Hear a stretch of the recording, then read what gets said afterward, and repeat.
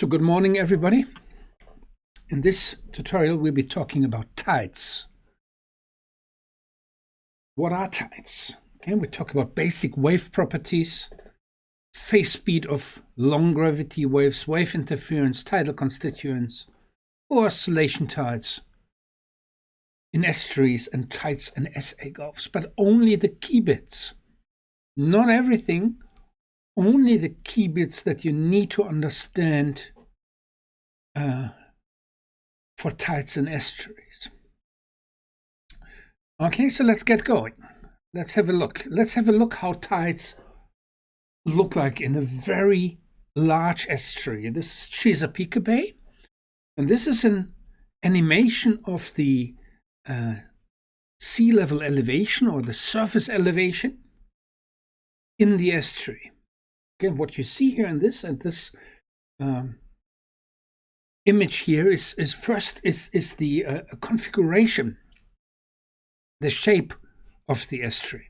Okay, here at the bottom, you can see that this is on the right here, the connection to the adjacent ocean, and you have a main channel in green. That's the deepest bit.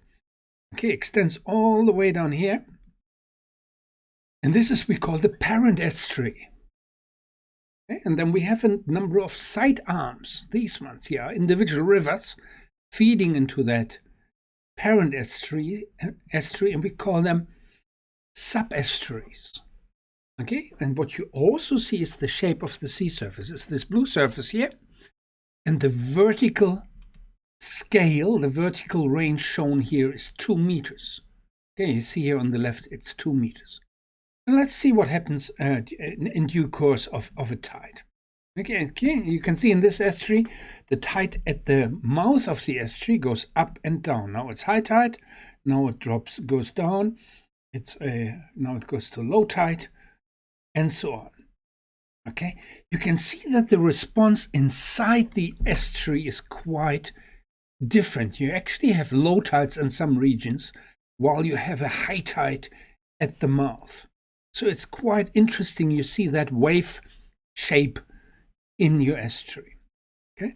The other thing that you should know or should remember is that what creates these oscillations in sea level is actually a horizontal flow convergence.